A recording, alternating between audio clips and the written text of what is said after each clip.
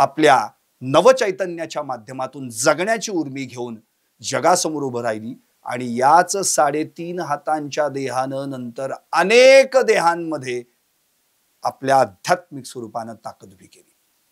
आता ही व्यक्ती जी जगालाही माहिती आहे, तिची ख्याती कीर्ती, भारुडातलं वादळ, अर्थातच चंदाताई तिवाडी.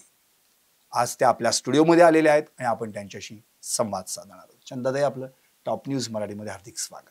नमस्कार, धन्यवाद. खरं तर हा प्रसंग जो तुमच्या आयुष्यात एक नवचैतन्य उभारी करून देणारा होता आणि तो संपूर्ण विश्वाला या भारुडाच्या माध्यमातून आज तुम्ही गेली अनेक वर्ष सेवेच्या माध्यमातून या सगळ्या गोष्टी इथपर्यंत पोहोचवलेल्या आहात. मला आता पहिला प्रश्न तुम्हाला हाच विचारावासा वाटतो की जे धुंडा महाराज देगलूरकरांचं कीर्तन तुम्ही ऐकत होतात त्यावेळची तुमची परिस्थिती आणि आज 76 वर्षानंतर तुमची परिस्थिती, याच्यातला फरक काय जाणवतो? आता फरक म्हणजे काय आहे, स्वतःला जगता आलं, आपण इतरांना पण जगण्याची उर्मी द्यावी, एवढा एक भाव मनामध्ये निर्माण झाला. आपलं स्वतःचं प्रपंच आणि आपलं स्वतःचं पोट कोणी भरतं? पोट भरण्यापेक्षा सुद्धा त्यांच्यामध्ये ज्ञान देणं, किंवा जगातली एक स्त्री खचलेली आहे, कुजलेली आहे, गंजलेली आहे, तिला सुद्धा आपण बाहेर काढू शकतो. आज आपण निघालो तर इतरांना सुद्धा आपण ते देऊ शकतो. थोडासा हात मिळाला, बोट पकडलं तरी आपण खूप मोठ्या प्रवाहातून सुद्धा बाहेर येऊ शकतो. नाहीतर प्रवाहाबरोबर वाहत जाणारे अनेक विषय असतात, परंतु अध्यात्माच्या या छोट्याशा बोटाने, तसं तर मला बाळकडू जन्मापासून आईच्या गर्भातून मिळालेलं होतं, पण ह्या प्रवाहामध्ये मला आणखीन मोठी ताकद मिळाली, ती संत वाङ्मयाची. आणि म्हणून असं वाटलं की आता त्याच्याशिवाय आपल्याला दुसरा कोणता पर्याय नाही. आपण त्या तत्वानी आणि त्याच उद्देशाने समाजामध्ये वावरलं पाहिजे, बस. आणि ते समाजासाठी आपल्याला काही करता येतं का? एवढ्या एक जसं भारावलेलं असतो माणूस वेडानी, तसं ते एक वेळ घेऊन मी बाहेर पडले. आणि मग त्यातून निर्माण झालेली कार्यप्रणाली जी आहे ती आत्तापर्यंत सुरूच आहे, अजून काही थांबलेली नाही आहे. नक्कीच. चंद्रभागेच्या तीरी ज्यांनी हा सगळा त्यांचा आत्तापर्यंत आयुष्याचा प्रवास केलेला आहे, इतकंच नव्हे, जन्मच पंढरपूरचा, चंद्रभागेवर अनेकदा स्नान घडलं, महाद्वारावर बागडलात तुम्ही आणि थोर राष्ट्रसंत तुकडोजी महाराजांच्या अंगखांद्यावर खेळलेला आहात तुम्ही. त्यामुळे तो नेमका काय प्रसंग आहे की राष्ट्रसंत तुकडोजी महाराज यांच्याच व्यासपीठावर शेजारी बसून तुम्ही त्यांची खंजिरी भजन ऐकत होतात? राष्ट्रसंत तुकडोजी महाराजांचं जे मोजरी गाव आहे, गुरुकुंज आश्रम, तिथं माझ्या आजोबा आजींचं वास्तव्य होतं. माझ्या आईचा जन्म तिथला. विदर्भातलं हे मोजरी गाव आणि अंजनवती अजंटी म्हणून माझ्या आईचं सासर, म्हणजे माझ्या वडिलांचं गाव. आणि तिथले जे संबंध आई वडिलांचे, लग्न झालेलं खूप लहान वयात माझ्या आईचं. आणि तिला बालपणामध्ये तुकडोजी महाराजांच्या सान्निध्यामध्ये ध्यान साधना, त्यांच्याबरोबर राहणं, ते आमच्या आजीकडे जेवायला यायचे आणि घरगुती संबंध असल्यासारखे होते. तर लहान होती माझी आई, आणि आषाढी वारीला, पायी वारीला जेव्हा तुकडोजी महाराज निघायचे तेव्हा खूप टाळ मृदुंगाच्या आवाजामध्ये दिंड्या निघायच्या. आमची आई एकदा पळत पळत गेली आणि तुकडोजी महाराजांच्या कमरेला मिठी मारली आणि म्हणाली, मला यायचंय तुमच्या वारीमध्ये. महाराजांनी एकदम हाक मारली, कोण आहे रे तिकडं, या पोरीला घेऊन तिच्या घरी सोडा, हे एखादंच न जाणो आपल्याबरोबर निघून येईल.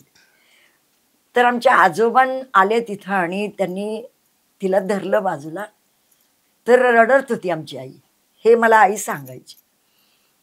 की मग रडताना एकदम तुकडोजी महाराज म्हणाले, बेटा आत्ता ना तिथं खूप गर्दी आहे, तुझं एक काम करतो, तुझं घरच तुझं तिथं पंढरपूरला बांधतो. ती म्हणाली नाही मला यायचंय, हट्ट करत होती, खूप लहान होती. तो प्रसंग माझ्या आईने जेव्हा मला सांगितला, तो कधी सांगितला की राष्ट्रसंत तुकडोजी महाराज जेव्हा पंढरपूरला यायचे तेव्हा माझा जन्म तर पंढरपुरातच झालेला. म्हणजे माझ्या आईला असा प्रसंग आला की माझे आजोबा आजी, एकच मुलगी होती माझी आई, मुलगा नव्हता, कोणीच नव्हतं. मुलीचं लग्न करून ते निवांत झाले होते आणि कधी नाही ते आपण यात्रेला जाऊया असं त्यांना वाटलं की आपण कुठंच गर्दी गेलो नाही. आणि मग ते यात्रेला निघाले. गरिबी परिस्थिती होती, फार त्यांचे कुठलं आजोबा आमच्या आजींच्या वडिलांची शेती मोजणीमध्ये होती आणि आमच्या पंजोबांना पण 2च मुली होत्या, माझी आजी आणि अजून एक आजी मावशी. त्यामुळं त्यांनाही ती प्रॉपर्टी सांभाळायला कोणी नव्हतं. पण आमचे आजोबा हट्ट केले की चला आपण जाऊया. तर कोल्हापूर, तुळजापूर, पंढरपूर ही यात्रा औंढ्या नागनाथ असा प्रवास करत करत कोल्हापूरवरून ट्रेनमध्ये बसले. छोटी एक ट्रेन त्या काळामध्ये चालायची. मला वाटतं की एक 80 वर्षाचा प्रवास आधीचा आहे आणि ती सिंगल ट्रेन एकदाच यायची पंढरपुरात. आणि त्या ट्रेनमध्ये ते बसले. पैसे संपले होते स्वतःजवळचे. स्टेशनमध्ये पंढरपूरच्या बसले.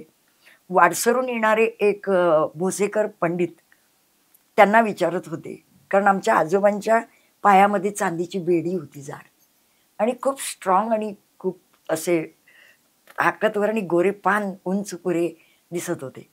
त्यांना कळलं की हा माणूस कोणीतरी चांगल्या घरातला आहे आणि त्यांनी त्यांना आग्रह केला की चला मंदिर खूप लांब आहे, तुम्हाला घेऊन जातो. आणि त्यांना घेऊन गेले, आपल्या घरी वास्तव्याला नेलं आणि सांगितलं की आता चंद्रभागेवर तुम्ही आंघोळ वगैरे करून या, तोपर्यंत आमचा प्रसाद होतो, जेवण तुम्ही करा. आमचे आजोबा म्हणाले नाही, आमच्याकडे काही पैसा नाही आहे, आम्ही तुमच्या घरात कसं राहणार आणि जेवण तर मुळीच घेणार नाही. आणि मग त्यानंतर आजोबा आजी आमचे नदीला स्नानाला गेले. विठ्ठलाच्या मंदिरापर्यंत वाळवंटापासून कुठेही चहाचं कपही मिळाला नाही. त्यांच्या डोक्यात आलं की वाळवंटामध्ये आणि पांडुरंगाच्या मंदिरापर्यंत कुठे चहा जर मिळत नसेल तर एक चांगला आपल्याला व्यवसाय इथं करता येईल. म्हणजे आपण एक महिनाभर जर इथं चहा विकला तरी आपल्याला जायपुरते पैसे होतील. दर्शन केलं आणि त्या पंडितांच्या भोसेकरांच्या घरी गेले आणि मग त्यांच्याशी चर्चा केली की ठीक आहे, मी आज जेवलो पण उद्यापासून मला काहीतरी काम करायचंय. त्यांच्या घरातलीच एक लोखंडाची शिगडी घेतली, त्यांच्या चुलीतले लाकडाचे कोळसे निखारा ठेवला, त्यांचीच केटली घेतली, समोरच गवळ्याचं घर होतं, दूध आणलं, चहापत्ती आणली. ते सुद्धा पैसे त्या काळामध्ये 10 रुपये त्या पंडिताकडून उसने घेतले आणि ते केटली आणि ती शिगडी घेऊन नदी वाळवंटाला गेले आणि चहा विकायला सुरुवात केली. 4 कब्बशा त्यांच्याच एका बादलीत लोखंडाच्या ठेवल्या आणि चहाचा व्यवसाय सुरू केला. त्याच्यातून मिळालेले त्यांचे जे पैसे होते ते परत त्यांना दिले. पण 8 दिवस चुरमुरे खाऊन आजोबा आजी माझे तिथं राहिले. त्या व्यवसायातून वाळवंटातल्या कोळी समाजाला इतका आपुलकीपणा निर्माण झाला की जागेवरती आपण कारण त्या काळामध्ये कोपीच असायच्या वाळवंटामध्ये आणि त्या वाळवंटातल्या कोपीमध्ये त्यांचा उदरनिर्वाह चालायचा, नावा चालवायच्या आणि लोकांना इकडून तिकडून न्यायचं. त्या काळामध्ये धरण वगैरे काही नव्हतं, नदीला सारखं पाणी असायचं. चंद्रभागेला ही भीमा नदी अगदी दुथडी व्हायची. वाळवंटातच त्या काळामध्ये खरबुजं, कलंगडे, काकड्या ह्याचं पीक व्हायचं. त्यांचा आपला नावाचा व्यवसाय, पूजेचं साहित्य विकायचं, चंद्रभागेला ते सगळं विकायचं. जागा सोडली की पुन्हा सामान जाईल कुठंतरी, चोऱ्या होतील आणि म्हणून तिथं बसल्या बसल्या त्यांना तो चहा मिळायचा. त्यांना इतका आनंद झाला आणि त्या कोळी समाजाने आमच्या आजोबांना एक कोप घालून दिली आणि मग त्या कोपीमध्ये आमच्या आजोबांनी 3 दगडाची चूल करून तिथं चहा उकळायला सुरुवात केली आणि मग तिथून एक रूम घेतली त्याच पंडितांच्या आधाराने आणि तिथं त्यांचा वास्तव्य वाढलं. तेपर्यंत बाहेर घेऊन जायची त्यांना. म्हणजे त्यांची आईच व्हायचात तुम्ही. जसं विठू माझा लेकूरवाळा तसा चंदाताई आमची, असं झालं ते. मला गल्लीत सगळे चिडवायचे, आली लेकूरवाळी. बरं, आता हे सगळं जे आहे हा प्रवास, म्हणजे एकतर श्रवण तुम्हाला घडलंच होतं बालवयामध्ये राष्ट्रसंत तुकडोजी महाराजांची भजनांच्या माध्यमातून, अगदी मनीनय बावरे देवा मला पावरे आणि ह्या सगळ्या गोष्टी. प्रत्यक्षात तुमच्या अंतरी भारूड उतरलं ते मग नंतर लग्नानंतरचा तो प्रवास आहे, आणि तो जो नगरेश्वर मंदिरातला जो प्रसंग आहे. तर नगरेश्वर मंदिरात मध्ये कधी प्रसंग आला की लग्न होऊन गेले आणि घुंगट मध्ये होते, आणि त्याच्यानंतर 15 वर्ष माझा जो काही संघर्ष चाललेला होता. पहिला मुलगा झाला, दुसरा मुलगा झाला, आणि तिसऱ्या मुलीच्या वेळेला मी टीबी पेशंट होते. आणि त्यामुळं टीबी ग्लॅन्स होत्या मला. त्यामुळं गळ्याला गंडमाळा त्या काळामध्ये, त्याला आता गंडमाळा म्हणायचे, आता त्याला टीबी ग्लॅन्स म्हणतात. पण त्या काळामध्ये मग खूपच खचून गेलेली आणि तब्येत साथ देत नव्हती, आणि गळ्याला त्या गाठी असल्यामुळं खाणं पिणं पण खूप कठीण होतं. लिक्विडवरती राहणं, आणि डॉक्टरांकडे गेलं की ते ऑपरेशन करा म्हणायचे. बरोबर. पण ऑपरेशन केल्यानंतर सुद्धा त्याची गॅरंटी नाही, आणि म्हणून मला नेलं होतं, अगदी ऑपरेशनला टेबलवर घेतलं होतं. पण ते जेव्हा माझ्या मिस्टरांशी बोलत होते डॉक्टर ऑपरेशन थिएटरमध्ये, इथे एक सही करा, तर ते म्हणाले मी बाहेर फॉर्मवर सही केली आहे, आता कशाला करायची. नाही म्हणाले, हे नाजूक अवयव आहे, एखाद्या वेळेस कुठली नस त्याच्याबरोबर जर कट झाली तर तुम्ही गॅरंटी, आम्ही गॅरंटी देत नाही, नो गॅरंटी. हे मी ऐकलं टेबलवर. त्यांचं दोघांचं बोलणं चाललं होतं. मी हळूच टणकन उडी मारली आणि घरी गेली. डॉक्टर खूप चिडले यांना की हे काय म्हणले, पेशंट कुठे गेला पळून. आधी त्यांना म्हटलं वॉशरूमला वगैरे गेले, असं शोधलं, दवाखान्यात सापडले नाही. मी घरी आलेली. घरी आल्यावर हे खूप चिडले मला, माझे मिस्टर. मी म्हणलं अहो मरायचंच आहे तर मग त्यांच्या हातनं कशाला मरायचे एवढे मोठे पैसे देऊन. जेव्हा केव्हा मला मरण येईल तेव्हा मरून, तोपर्यंत मी तुम्हाला सगळ्यांना जड आहे का. तुम्ही कुणी येऊ नका माझ्याकडं, पण मला आहे तोपर्यंत जगू द्या.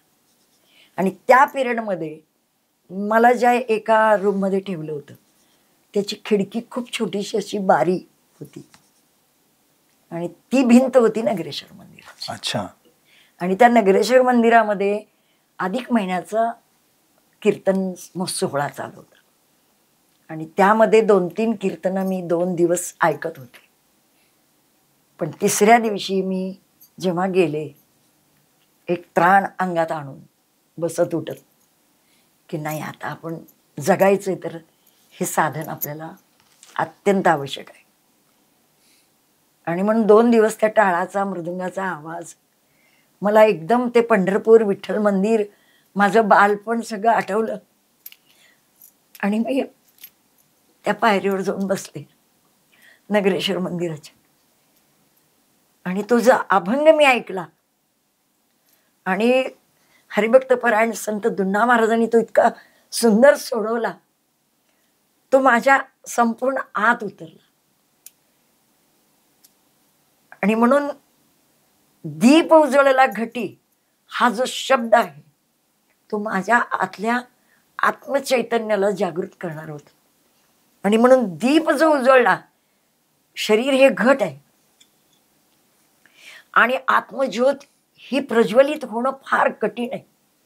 पण माझ्या त्या एकांताने आणि वैराग्याने मरणास्त झालेल्या त्या शरीराला मी त्यागून दिलेलं होतं, आणि त्यामुळं मला तो अर्थ माझ्यामध्ये उतरवण्यासाठी फार वेळ लागला नाही.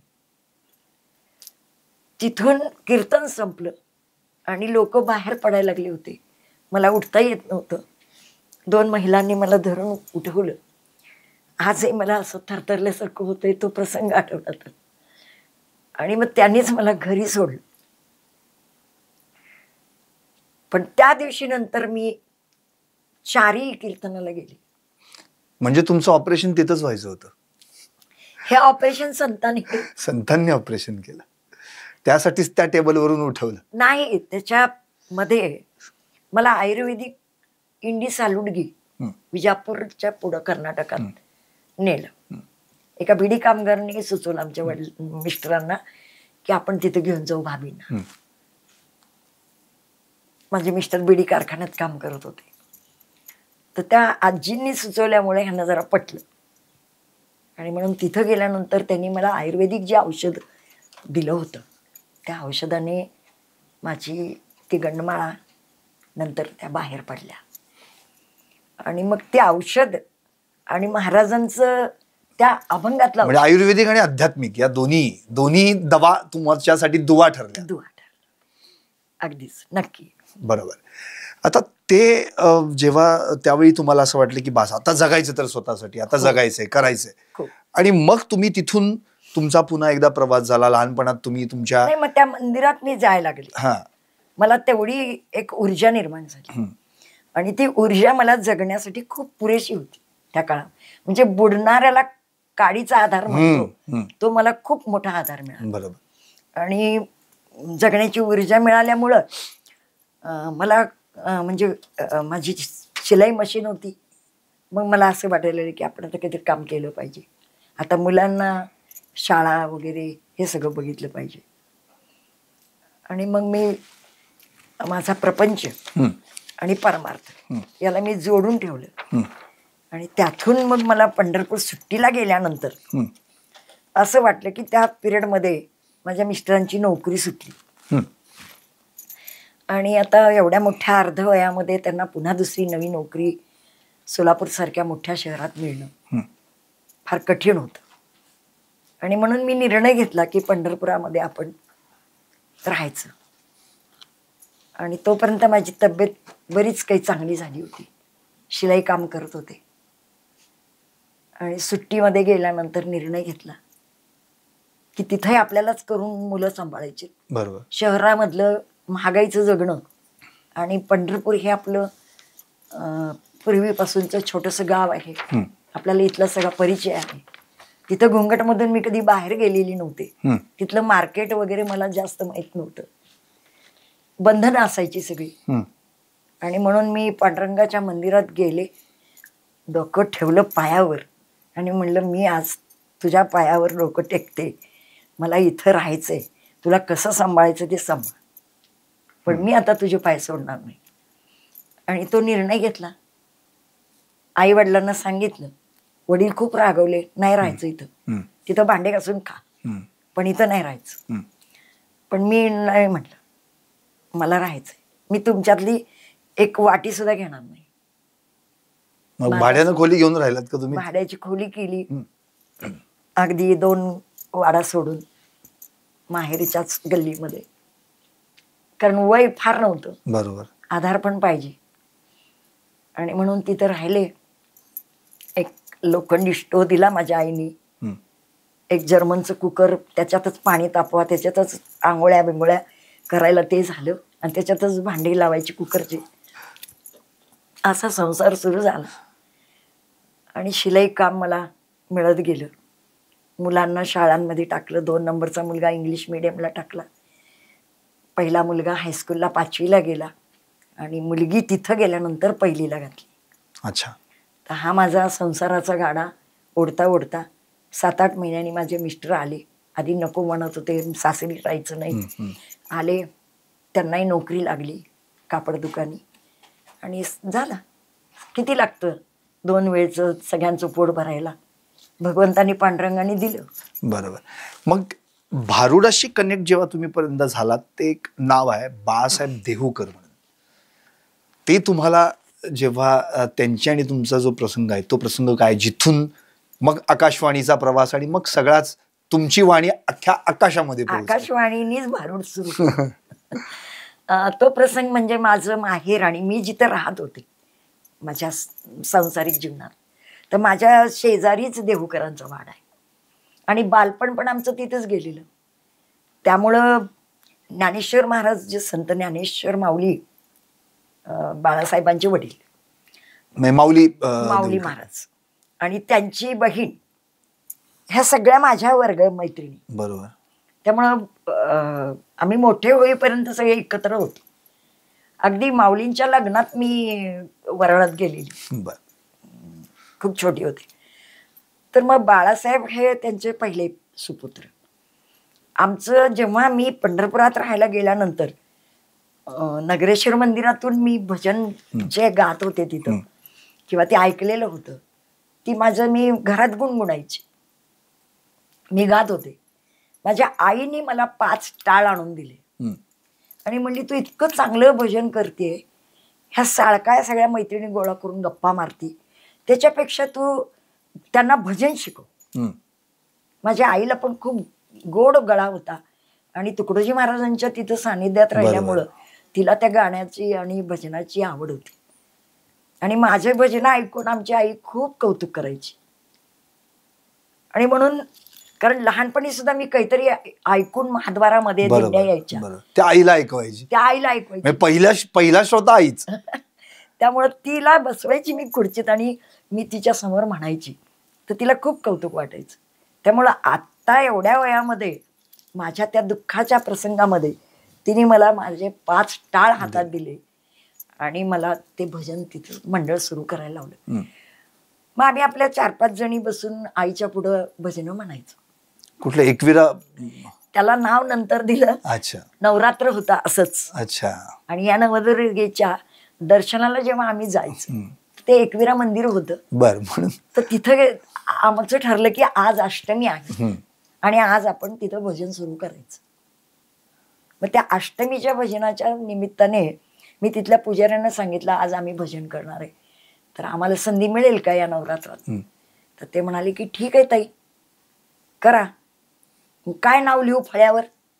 मी प्रदक्षिणा करत देवीला म्हणलं, आता काय करू बाई, लिहा म्हणलं एकविरा महिला भजनी मंडळ. ते लिहिलं त्यांनी आणि तेच नाव पडलं आणि आम्ही त्या दिवशी भजन केलं पहिल्यांदा. मग तिथून जी एक तेव्हा भजनच करत होतो आम्ही, भारूड बिरूड काही नाही. त्याच्यानंतर सगळीकडे गल्लीत वगैरे गावामध्ये महाद्वारामध्ये खूप सगळ्यांनी कौतुक केलं की मारवाड्याच्या पोरींचं भजन इतकं छान झालं एकविराच्या मंदिरामध्ये. आणि मग आम्हाला मंदिरामध्ये सुद्धा संधी मिळाली, रुक्मिणी मंदिरामध्ये. मग रुक्मिणी मंदिरात पण आम्ही भजन केलं. तो प्रसंग मला खूप सांगावासा वाटतो. रुक्मिणीच्या मंदिरामध्ये भजन झालं आणि मी जोगवा गायले. नगर जिल्ह्यामध्ये शिर्डीच्या बाजूला रुई गाव आहे, तिथले वारकरी लोक दर्शनासाठी खूप मोठी ग्रुपने आलेले होते. ते सगळे थांबले होते तिथं आणि ते जोगवा मी मागताना त्यांनी माझ्या याच्यामध्ये एक 100ची नोट टाकली त्या काळामध्ये. तर मी इतकी रागाने ती नोट काढून त्यांना परत केली आणि म्हणलं, जोगव्यात टाकायचंय तर तुम्ही असे पैसे टाकायचे नाही, कारण हा जोगवा पैशासाठी नाही आहे. तुम्हाला टाकायचं असेल तर तुमची विकृती टाका, विकार टाका, तुमची व्यसनं टाका. माझ्या मावल्यांनो, मिसरीची पुडी टाका, दादा बिडीचं बंडल टाका, तंबाखूची पुडी टाका. पैशासाठी जोगवा नाही आहे. संत एकनाथ महाराजांनी जोगवा मागितला तो विकारांचा मागितलाय. जे निर्गुण आहेत आमच्यातले, सत्वगुणाचा आपण वापर केला पाहिजे आणि जी विकृती आहे ती टाकली पाहिजे, असं मी त्या जोगव्यातून तेवढं बोलले आणि त्यांना इतकं आवडलं. त्यानंतर जेव्हा मी भजन गात होते घरी, तेव्हा बाळासाहेब यायचे. आम्हाला छोटे होते ते पकवाज वाजवायला आणि मग ते म्हणायचे की चंदाताई, तुझं किती छान भजन आहे, तू एक काम कर, भास्कर महाराजांच्या कीर्तनाला मी पकवाज वाजवायला रेडिओला जाणार आहे, तू आकाशवाणीचा फॉर्म भर. मी म्हणलं, नाही रे बाबा, आमचा आवाज इथं कुत्रे ऐकणार नाही, तिथं कुठं आकाशवाणीला चाललो. तर त्यांनी तिथून आल्यानंतर फॉर्म घेऊन आले आणि त्या महाराजांनी माझ्या फॉर्मवर सही घेतली. त्यांनीच भरला तो फॉर्म आणि ते कीर्तनाला जाताना तिथं त्यांनी सबमिट केला. अच्छा. म्हणजे मग ती सोलापुरात मग ती चाचणी परीक्षा मग तुमची? चाचणी परीक्षा सोलापुरात आली, पण वडिलांना मी खूप घाबरत होते. हे सगळा जो काही आमचा भजनाचा वगैरे होतं ना, हे सगळं चोरून होतं. बरोबर. त्यांना आवडत नव्हतं कुठे गेलेलं, बरोबर. वाजवायला कोण येतंय, पुरुषांच्या संपर्कात नाही, अजून तू फार मॅच्युअर नाहीये. आमची आई देवाला गेलेली आवडत नव्हती आमच्या वडिलांना, त्यामुळं धाक होता. मग ते पत्र आलं ना आकाशवाणीचं, तर आमच्या वडिलांच्याच हॉटेलचा पत्त्यावर आलं, कारण आम्हाला घराचा पत्ता नव्हताच. भाड्याची घरं म्हटलं कुठं बदलू, वडिलांच्या हातात पडलं ते वडिलांच्या हातात पडलं. आणि वडिलांनी मला बोलवून घेतलं आणि हे काय म्हणले, म्हणलं काही नाही, सोलापूरला जायचंय. कशाने जाणार काय? मी म्हणलं काही नाही, एसटीने जाणार. कोण कोण आहे सगळी चौकशी केली, वाजवायला कोण आहे, गाण्याला कोण कोण नेणार, हे इतका धाक होता. ठीक आहे म्हणले, आपली गाडी घेऊन जा. मॅटेडोर होती त्यावेळेला आमच्या वडिलांची, गाडी दिली.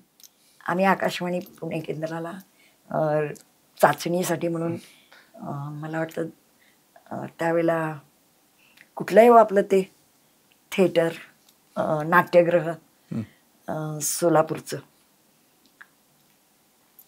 जिल्हा परिषदेच्या जवळच आहे, तर तिथं चाचणी होती. फार काही एवढं ज्ञान नव्हतं. मग तिथं गायलं? तिथं एक अभंग, एक गवळण आणि एक भारूड बसूनच, विदाऊट हार्मोनियम असते चाचणी, रिदम फक्त असतं.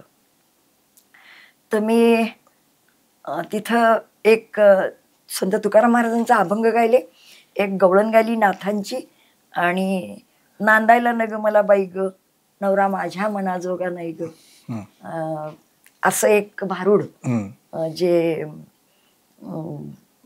दादला नको ग बाई, त्याला जराशी 2 शब्द ओळी लावून आणि ती चाल वेगळी भजन टाईप गायले. मग सिलेक्शन काय झालं? सिलेक्शन तिथं मला कळलं नाही, पण जे डायरेक्टर होते मनोहर सपाटे,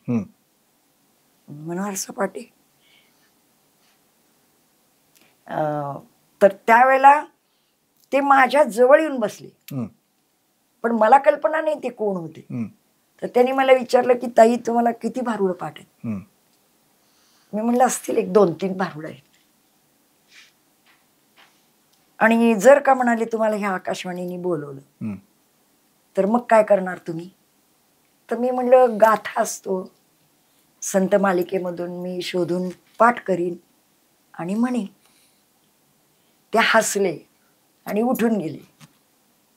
त्यांच्या शेजारी बसलेला माणूस, त्यांनी मला सांगितलं ताई हे आत्ता तुमच्या जवळून गेलेले कोण आहेत माहित आहे?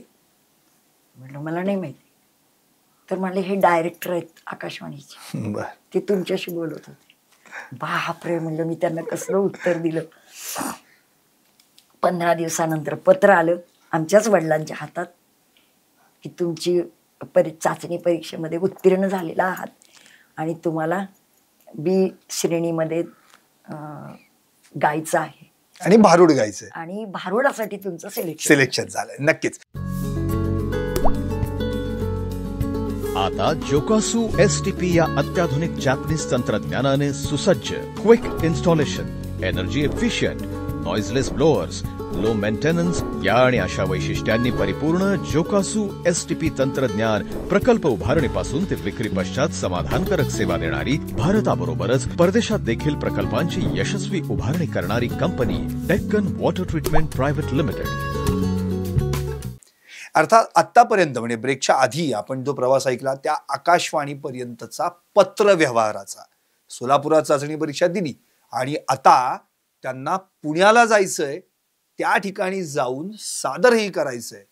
पण त्याच दिवशी एक असा प्रसंग घडला, ज्या दिवशी त्यांची रेकॉर्डिंग होती त्याच दिवशी त्यांच्या दिराचं लग्न होतं. आता करायचं काय हा यक्ष प्रश्न, पण पांडुरंगानं त्या प्रश्नात देखील त्यांना सोडवलं, कारण की त्यांच्या मागे उभे राहिले ते अख्खं माहेर आणि अख्खं सासर. ते काय आहे, काय घडला प्रसंग, ऐकूयात त्यांच्याच. माझ्या सासूबाई खूप आजारी होत्या, म्हणजे अगदी अंथरुणात होत्या आणि लग्न होतं घरात 3 नंबरच्या दिराचं. आणि म्हणून माझ्या नंतर माझ्या मिस्टरांच्या नंतरचे ते तिसरे अपत्य. तर ते लग्न करायचंय, पण आमचा मारवाडी लग्नाचं तुम्हाला माहित आहे, सगळ्यांनाच माहित आहे, फार राडा आणि खूपच फंक्शन असतात, छोटे छोटे पण बरेच दिवस ते फंक्शन चालतात. तर त्या दिवशी ज्या दिवशीचं मला ते निमंत्रण होतं भारुडाच्या कार्यक्रमाचं, आणि त्याच दिवशी माझ्या त्या दिरांची घोडी पुजायची असते. आणि आदल्या दिवशी थोडी का होईना प्रॅक्टिस, कारण मी 8 दिवस तिथंच होते सोलापुरात. तर माझा आणि माझ्या वादकांचा, गायकांचा, साथीदारांचा संपर्क तुटला होता. आणि मग आता मी तिथं जाऊन म्हणायचं काय, मी काय म्हणणार आहे त्यांना माहिती नाही. म्हणून मी आदल्या दिवशी सगळ्यांना बोलून घेतलं होतं, कारण एवढे दिवस मी ते पाहुणे सांभाळणं कठीण होतं आमच्या घरी. भाड्याचे रूम, भाड्याचं घर. तर मी गच्चीवरती सगळ्यांना घेतलं आणि आदल्या दिवशी रात्री सगळी प्रॅक्टिस केली तिथे कुणी नसताना. पण ती प्रॅक्टिस करायच्या आधी म्हणजे आम्हाला आचारी मिळाला नाही, आणि माझ्या सासऱ्यांनी सांगितलं की वराडाबरोबर बर्फी बेसनाची आणि शेव ती द्यायची आहे, तर करायला कोणी नाही आहे, तर तेवढं तुम्हाला सुनबाई करायचं आहे. तर मी म्हणलं हो मी करते. हॉटेलवाल्याची मुलगी म्हणून मला चिडवायचे सगळे, मग तुम्हाला एवढं जमेल. तर मी बेसन भाजलं, इतकी सुंदर खवा वगैरे घालून ती बर्फी केली, आणि शेव काढत होते तेवढ्यात माझे वडील आले. पाहुणे लग्नाला यायचे, खूप पाहुणे आले होते. आणि मग वडिलांनी बघितलं, सुगंध वरून एकदम त्यांना वाटलं की बर्फीचा सुगंध येतोय आणि आता कोण करतंय. आले ते एकदम तिकडं भट्टीकडं, मोठी शिगडी होती त्यावेळेला, काही गॅस मिस नव्हते, कोळशाच्या शिगड्या. आणि मग आले म्हणले अरे बाप रे, म्हणले लेकबाईच करायला लागली आहे, सरक म्हणले मी करतो. बोलायचं नाही सासऱ्यांच्या समोर, सासरे पण उभारलेले, गुंगट एवढा, हानवटी दिसत नव्हती माझी, आणि मी ती शेव काढत होते. मग आमचे वडील म्हणले आता चला तिकडं, ती करपून ठेवले इथं. मग ते तिकडे गेले आणि ते सगळं काम उरकून रात्री 11 वाजता मी आमच्या मंडळाला घेऊन आणि प्रॅक्टिस केली. तुम्ही थोडक्यात वरमाईच झाला होतात की मग? हो, म्हणजे आईचा जो रोल आहे तो मला करावा लागला ना, कारण ती घोडी पूजा वगैरे सगळं मलाच करायचं होतं, आणि नवरदेवाची आई म्हणून मीच होते वरमाई. तर ते सकाळी आमच्या सासऱ्यांनी एवढं सहकार्य केलं. वडिलांनी तर मला मॅटेडोर दिलीच दिली त्या दिवशी पण पुण्याला यायला, आणि मला खूप सगळ्यांना सपोर्टिंग माहेरचं होतंच, पण सासऱ्यांनी पण माझ्या लग्नाचा मुहूर्त सुद्धा सकाळी 7चा काढला होता. अच्छा, तुमच्या रेकॉर्डिंगसाठी पुण्याला ही पोहोचणार कशी, म्हणजे सासर माहेर एकच झालं. हो, आणि त्यांना खूप कौतुक होतं की आता ही रेडिओला गायला जाणार आहे, आणि सासूबाई तर अंथरुणात आहे. म्हणजे ज्या वडिलांसमोर तुम्ही बसून भजन करायचं तेव्हा घाबरायचात, आता इथं उभं राहून भारूड करायचे तरी हिरवा कंदील दिला. हो, आणि सासऱ्यांनी पण माझं घुंगट मध्ये एकदा उभं राहून भारूड ऐकलं होतं. बर, त्याच्यानंतर बर मग तुम्ही आलात आळंदी ना? नाही, मग तो घोडी पूजेचा वगैरे प्रसंग झाला. खूप ते आमचे मारवाडी दागिने बिगिने सात शृंगार सगळं भरभर काढलं, त्यांच्या पुढे नेऊन ठेवलं सासऱ्यांच्या. तोपर्यंत माझ्या सासऱ्यांनी बर्फी, शेव, पुऱ्या, भाजी सगळं दुरड्या भरून मॅटेडोर मध्ये पोहोचवलं. तुमच्यासाठी जेवणा नाश्त्याची सोय. कुठं थांबायला नको तुम्हाला, गाडीतच खावा, वेळ घालवू नका, कारण ती मॅटेडोर येऊन पुन्हा रात्री वराड न्यायचं होतं, आणि दुसऱ्या दिवशी लग्न होतं. बरोबर. आणि नवरदेव वगैरे सकाळच्या गाडीने निघाले होते, आळंदीलाच लग्न होतं, आणि त्यामुळं खूप धावपळ होती. तर त्या प्रसंगामध्ये मी आकाशवाणीला अशीच तुमच्याकडे आज स्टुडिओत कशी पोहोचले तशी तिथं 12 वाजता पोहोचले, आणि ताबडतोब मनोहरजींनी नियोजन केलं, आणि मी त्यावेळेला जे काही भारूड गायले, वरमाईची भारूडकार झाली. आणि त्यावेळेला जे भारूड मी गायले ते भारूड मला आयुष्यात विसरणार नाही. कुठलं भारूड होतं आणि ते जरा गाऊन ते मी चाचणीमध्ये जे गायले होते तेच भारूड मला त्यांनी तिथं गायला लावलं होतं.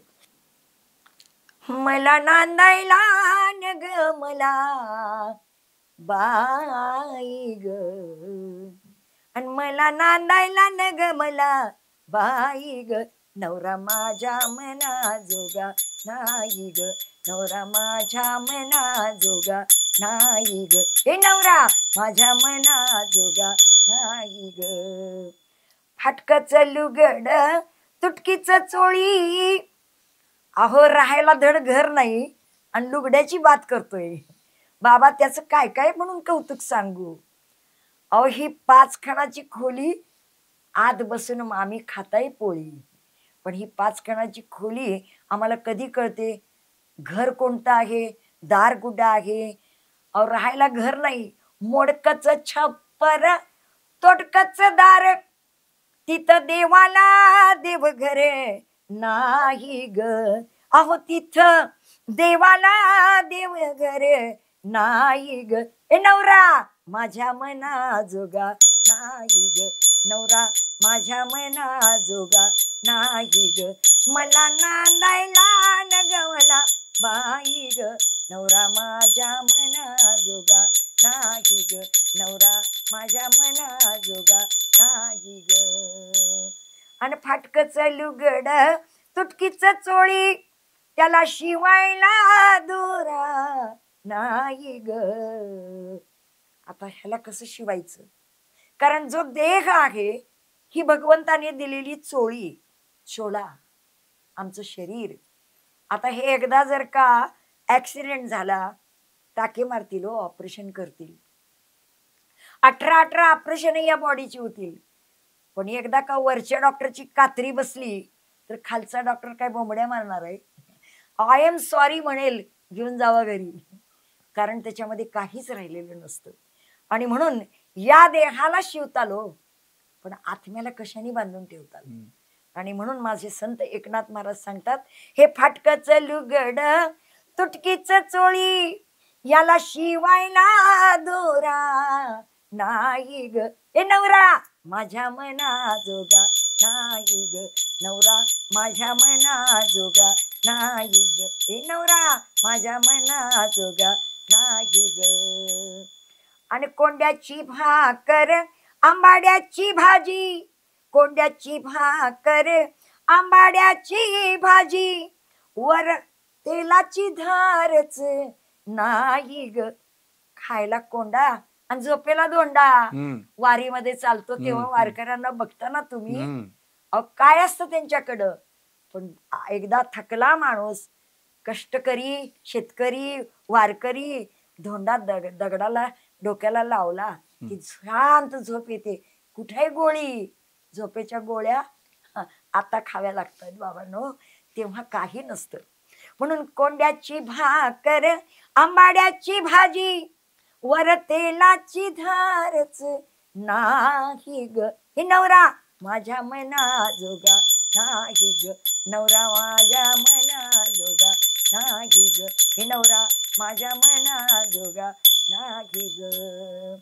आणि मोडकीच बास त्याला तुटकीच निवार, अहो मोडकीच बास त्याला तुटकीच निवार, तिथं नरम बिछाना नाही ग, नवरा माझ्या मना जोगा नाही ग, नवरा माझ्या मना जोगा नाही ग. आणि हे सगळं सांगताना माझे संत एकनाथ महाराज आम्हाला शेवटी सांगतायत की हा देह एका जनार्दनी समरस झाले, एका जनार्दनी समरस झाले, पर तो रस जेथे नाही ग. मग कोणता रस, उसाचा का लिंबाचा? अहो सगळ्या फळांचे ज्यूस निघतील हो, पण भक्ती रस हा आम्हाला कुठेही मिळत नाही, तो मिळतो संतांच्या सानिध्यामध्ये. आणि म्हणून समरसता जर आम्हाला करायची असेल तर संत वाङ्मयामध्ये, संत साहित्यामध्ये, संतांच्या समागमामध्ये आम्हाला करता यावी. म्हणून आपण वारकरी संप्रदायामध्ये आणि नवे नवे जपी तपी साधक सुद्धा आज आमच्याकडे चातुर्मास करतात. राजस्थानचे, पंजाबचे, गुजरातचे अनेक संत 4-4 महिने पंढरपुरात राहतात वारकरी संतांचा अभ्यास करण्यासाठी. बाबांनो, कारण एकमेव माझा पांडुरंग असा एक दैवत आज आमच्या या पृथ्वीवरती आहे की ज्याच्या पायावरती आम्ही आमचं मस्तक टेकून नमस्कार करू शकतो. असं जगात कुठलंही मंदिर नाही, तीर्थक्षेत्र नाही की आम्ही मंदिरात जाऊन त्या भगवंताच्या पायावर डोकं ठेवू शकू. इतका साधा सोपा आमचा वारकऱ्यांचा हा देव माझ्या नाथांनी तळागळापर्यंत पोहोचवलाय. म्हणून एका जनार्दनी समरस झाले परतो रस, अहो भक्ती रस जेथे नाही ग, तो देह काही कामाचा नाही ग, तो दादला काही कामाचा नाही ग, तो नवरा माझ्या मनाजोगा नाही ग. वा, खूपच छान.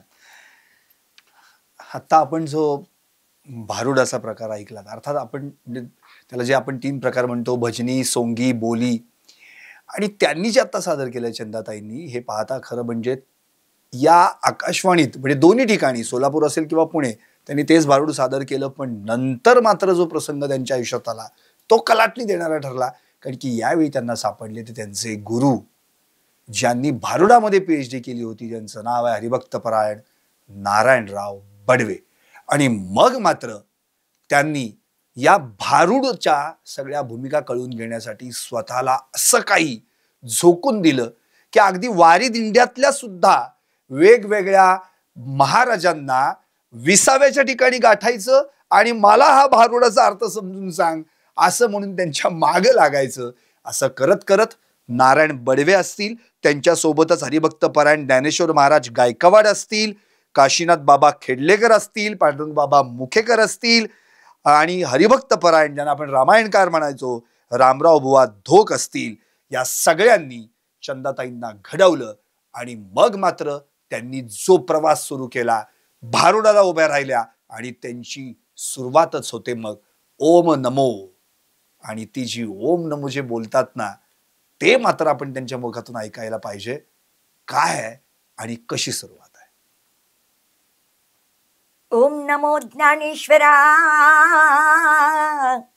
ओम नमो ज्ञानेश्वरा, ओम नमो ज्ञानेश्वरा, ओम नमो ज्ञानेश्वरा, ओम नमो ज्ञानेश्वरा, ओम नमो ज्ञानेश्वरा. अहो निवृत्ती उदारा सोपान देवा, निवृत्ती उदारा सोपान देवा. मुक्ताबाई नमो त्रिभुवन पावनी, मुक्ताबाई नमो त्रिभुवन पावनी, आदत्रय जननी देवाची. नमो ज्ञानेश्वरा, ओम नमो ज्ञानेश्वरा, ओम नमो ज्ञानेश्वरा, ओम नमो ज्ञानेश्वरा, नमो ज्ञानेश्वरा, ओम नमो ज्ञानेश्वरा. अहो निवृत्ती उदारा सोपान देवा, मुक्ताबाई नमो त्रिभुवन पावनी, अदत्रय जननी देवाची. या प्रसंगाने माझ्या ज्ञानराजांच्या या 4ही भावंडांचा हा सुंदरसा असा प्रवास निवृत्ती ज्ञानदेव सोपान ज्ञानदेवादी, निवृत्ती ज्ञानदेव सोपान नामदेवादी, संत जन हे कुरकुले सवे घेऊनी, भीमा तटी बैसली सेवयो, वाडग माय तुला बुरगुंडा होईल. अशा बुरगुंडापर्यंत मला या भारुडाने नेलं.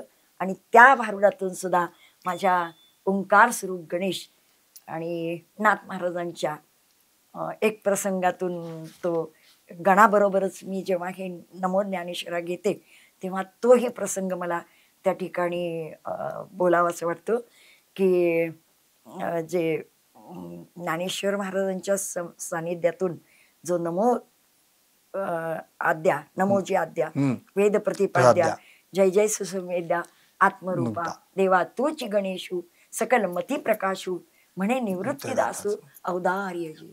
तर तसाच प्रसंग माझ्या नाथांचा आहे. तो म्हणजे मी नेहमी म्हणत असते ओंकार स्वरूपात, तुझं नमो नमो ओंकार स्वरूपा, तुझं नमो नमो ओंकार स्वरूपा, तुझं नमो नमो ओंकार स्वरूपा. ओंकार स्वरूपा सद्गुरु समर्था अनाथाच्या नाथा तुझ नमो. नमो माय बापा गुरु कृपानना तोडिया बंधना. माया मोहा मोह जाण माझे कोण निरशील. तुझ वीण दयाळा सद्गुरु राया. हो तुझ नमो नमो तुझ नमो नमो तुझ नमो नमो. ओंकार स्वरूपा तुझ नमो नमो. ओंकार स्वरूपा तुझ नमो नमो. ओंकार स्वरूपा. अहो सद्गुरु राया माझा आनंद सागरू आणि त्रैलोक्य आधारू. गुरुराव गुरुराव स्वामी असे स्वयं प्रकाश आणि ज्या पुढे उदास चंद्र रवी. अहो रवी शशी अग्नी नेणती ज्या रूपा. स्वप्रकाश रूपा नेणे वेद. हो तुझ नमो नमो तुझ नमो नमो. हो तुझ नमो नमो. ओंकार स्वरूपा तुझ नमो नमो. ओंकार स्वरूपा तुझ नमो नमो. ओंकार स्वरूपा. पर एका जनार्दनी गुरु परब्रह्म. एका जनार्दनी गुरु परब्रह्म आणि तयांचे परिणाम सदा मुखी. एका जनार्दनी गुरु परब्रह्म आणि तयांचे परिणाम सदा मुखी. हो तुझ नमो नमो तुझ नमो नमो. हो तुझ नमो नमो. ओंकार स्वरूपा तुझ नमो नमो. ओंकार स्वरूपा तुझ नमो नमो. ओंकार स्वरूपा तुझ नमो नमो. ओंकार स्वरूपा. वा 150 विषयांवर 350 अभंग म्हणजेच भारुड ग्रुपातून एकनाथ महाराजांनी रचली. त्यातली अनेक भारुड स्वतः चंदाताई समाज प्रबोधनासाठी देखील त्यांचा उपयोग करतात आणि सर्वसामान्यांपर्यंत ती माहिती पोहोचवतात. त्यांच्या आतली विषय विकारांची जळमट नाहीशी करण्याचा प्रयत्न करतात. एकनाथांची अशी अनेक भारुड आहेत ज्यातली अगदी मोजकीच भारुड मी फक्त त्या ठिकाणी म्हणतोय. अशी अनेक भारुड ज्यांचा अभ्यास आजही जगातले अनेक संशोधक करत आहेत. त्यामध्ये सत्वर पावग मला भवानी आई रोडगा वाहीन तुला. विंचू चावला विंचू चावला. नाथाच्या घरची उलटी खून पाण्याला मोठी लागली तहान. मी आलो रायाचा होरा ऐका दादांनो तिथून पुढं बरं होईल. भक्ती सुखे दोंद वाढेल फेरा 84चा चुकेल धन मोकासी. एडका मदन तो केवळ पंचानन. हा एडका नावाचं जे भारूड आहे हे भारूड जर्मनीचे डॉक्युमेंटरी करण्यासाठी या ठिकाणी आलेले प्रसिद्ध अभ्यासक कोंताल्विस म्हणून त्यांच्या त्या डॉक्युमेंटरीमध्ये स्वतः चंदाताईंनी एडका हे भारूड गायलेलं आहे. जे आज तुम्ही कधी युट्यूबवर जाऊन तुम्ही ते पाहू शकता. ती वारीची डॉक्युमेंटरी पाहू शकता. जोहार मायबाप जोहार हे देखील अतिशय सुंदरपणे चंदाताई सादर करतात. अर्थात यासोबतच मग नरसिंह महाराजांचं असेल आम्ही वारीक वारीक करू हजामत बारीक किंवा संत ज्ञानदेवांचं अतिशय सुंदर ते म्हणजे काट्याच्या आणीवर वसले 3 गाव 2 ओसाड 1 वसेची ना. आता ही सगळी भारुड ऐकायची असतील तर तुम्हाला चंदाताईंनाच ऐकावं लागेल. त्यामुळे ह्याच्यातलं फक्त एकच भारूड त्यांच्या आवडीचं मी आता सादर करायला लावणार आहे आणि मग मी शेवटाकडे वळणार आहे. चंदाताई हा सगळा प्रवास तुमचा अगदी संत महात्म्य संतांची भारुड या सगळ्या प्रवासामध्ये जितकी तुम्ही भारुड गायलीत त्यातलं तुमचं अत्यंत आवडीचं बुरगुंडा असेल आणखी कुठलीही त्यातलं एखादं भारूड तुम्ही आमच्या प्रेक्षकांसाठी सादर करा. निर्गुण निराकार दादा माहुर माझे गाव. शकून सांगावयाले यमाई माझे नाव. हा शकून सांगणारी पण ढालगजबाई कोण आहे माहित आहे? अहो जेव्हा नव्हते कोठेच गागी चंद्र सूर्य तारा नागी. अवघे शून्यच होते पायी कानोबा तेरे ते रे ते. आणि त्या तिथ एक अहो त्या आणि त्या अहो त्या तिथ एक ढाल गज निर्माण झाली व तिथं एक ढाल गज निर्माण झाली व तिथं एक ढाल गज निर्माण झाली व तिथं एक ढाल गज निर्माण झाली गो. अहो तिने पहा एवढी ख्याती केली, तिने पहा एवढी ख्याती केली, इंद्रादिकास म्हणे भाऊली, अमरपुरी तिची घरकुली, कानोबा तेरे ते रे ते. तिथं एक ढाल गज निर्माण झाली, तिने पहा एवढी ख्याती केली, पण ती ढालगज निर्माण झाली. ती मूळची ब्रह्मकुमारी, अहो ती मूळची कर्णकुमारी, तिचा बाप तो ब्रह्मचारी, तो जन्मला तीच उदरी. तिने तिचा बाप तो ब्रह्मचारी, तो जन्मला तीच उदरी, ऐसे नवल पाहता परी, कानोबा तेरे ते रे ते. आणि त्या तिथं एक आहोत्या, आणि त्या तिथं एक ढाल गज निर्माण झाली व तिथं एक ढाल गज निर्माण झाली व तिथं एक ढाल गज निर्माण झाली. अहो तिने पहा एवढी ख्याती केली, तिचा बाप तो ब्रह्मचारी, तो जन्मला तियेचे उदरी, ऐसे नवल पाहता परी, कानोबा तेरे तेरे ते. पण तिने बापची नवरा केला, कोण वाईट म्हणे या बोला, अवघे तिच्याच बोलाने चाला, तरी कैवल्य सुकला बे तुम्हाला.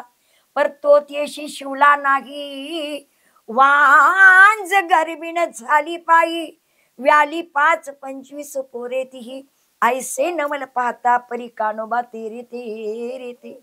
अहो ही ऐसी व्याली सकळ सृष्टी, न पडता भ्रताराची दृष्टी, ऐसी व्याली सकळ सृष्टी, न पडता भ्रताराची दृष्टी, एका जनार्दनी विचारा गोष्टी, या सद्गुरूच्या मुखी कानोबा तेरे ते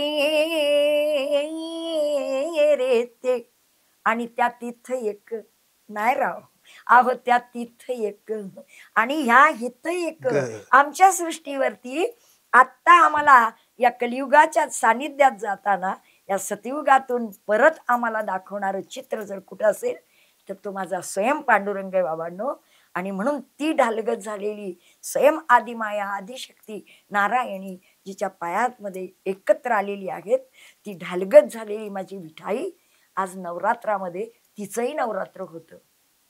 आणि म्हणून माझे नाथ महाराज तिचंच गुणगान गात आहेत की तिथं एक, अहो त्या तिथं एक, नाही नाही या पृथ्वीवर आजही ढालगज निर्माण झाली व तिथं एक ढालगज निर्माण झाली व तिथं एक ढालगज निर्माण झाली.